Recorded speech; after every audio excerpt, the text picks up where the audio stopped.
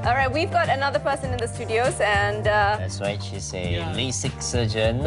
Yeah, she's none other than Professor Dr. Muayyam Muhammad. Thank you for joining us. Thanks for joining us, Prof. Thank you very much for coming. We were talking about Langkawi and being very excited about Langkawi. Wonderful place. It I've is, been there twice. I suddenly feel like I'm the only one not around going. You haven't been to Langkawi? No. I think you've been very busy.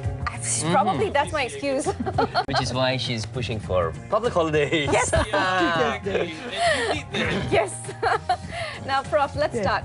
We're talking about without you. The topic of the whole morning is without you, and we're talking about people without mothers. Now, it's amazing that Fazli, coincidentally, has lost his mother when he was 6 years old. Exactly. My mother passed away when I was 6 years old, and my father passed away when I was 15 years old. Oh. My mother passed away because of womb cancer. Oh, cancer of the uterus. Yeah. So I've been living alone since I have no siblings. Oh my God. Fazli, hats off to you, honestly. Hats off to you. Thank you. You've done very well. You've done absolutely well. Thank you. I wouldn't be as strong as you were. I know, yeah. All right, so I just like to share this moment, which is not everybody are as lucky as other people who have their mother. So I would love to advise or remind those people who still have their own mother to love them as much as you can. Oh, it's lovely. Well, Prof, coming back to you, let's talk about the whole topic of Mother's Day itself. When you talk about Mother's Day, people say, yes, you know, we have our mothers and thus we acknowledge them, we love them beyond boundaries. But we are also talking about the ones without mothers. How do you think that if people, in terms of Fazli's case, what do you think will be able to, what can they do? Right. Actually, we talk about two scenarios. One, those who are still having mother and may lose them one day. And those who already do not have them. Because it's very important that all of us have to appreciate everything around us, including our parents, of course. Many a time we take things for granted. So I always say to people that whenever you meet someone for the first time, or whenever who has someone with you, always think that this is your first and last time to meet them. Right.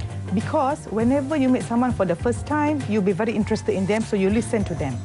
Number two, if you think it's the last time you're going to meet them, you will never do anything to hurt them. Right. Because, for example, if you go or they go, then you want to say, I'm glad I did. Right. Rather than, I wish I had. This regret, you cannot live with life. Right. So for those without mother, I was telling Fazli earlier that, you know, our mother have their friends.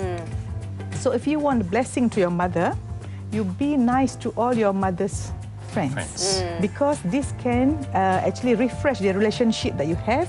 And you know that humans, we are all naturally social beings. So we enjoy being around people whom we love. And of course, whom our mothers love. Exactly, yeah. But unfortunately, I moved to Kuala Lumpur when I was 17 years old from Johor Bahru. So since my mother passed away, my father take care of me, and I'm not so close with, because I was 6 years old that time. So I think I'm still too young to understand what happened. Yeah, exactly. But actually, if I always feel that, you know, whenever we as quite senior people, when we see children, everyone is our children. So when we see mothers, everyone is our mother. And as a doctor, I always say that if I see you, I always think, if you are my brother, what would I do? So always treat someone as your loved one, and the world will be wonderful. So, Prof, I wish we could practice that. Unfortunately, you know, it's amazing. Not all people think the same. Not everyone thinks the same. Fazli, what do you think? Yeah, because there is some people who not really have a good relationship with their mothers or father. I think they trying to you know, sometimes when unexpected things happen, you know, they trying to blame their mother or father for the things that happen. You know, so I think they need to learn more how to appreciate people who are around them, especially their mother and father. That's true. Well, Professor Doctor, any good advice for those you know, in arguments with their parents or their mothers especially?